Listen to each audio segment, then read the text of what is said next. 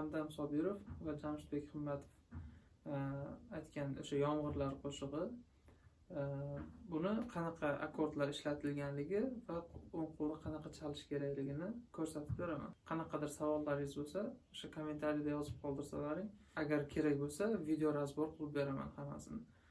Birorta qo'shiqlarda akkordi kerak bo'ladimi yoki gitaraga oid birorta terminlarmi yoki aynan birorta bir akkordlar ketma-ketligimi, umuman gitaraga oid qanaqa bir savollaringiz bo'lsa, bemalol yozib qoldirishingiz mumkin.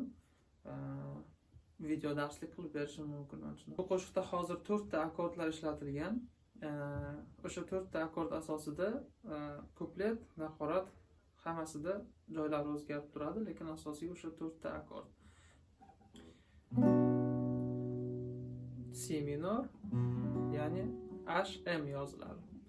Keyin fa diyez minor, F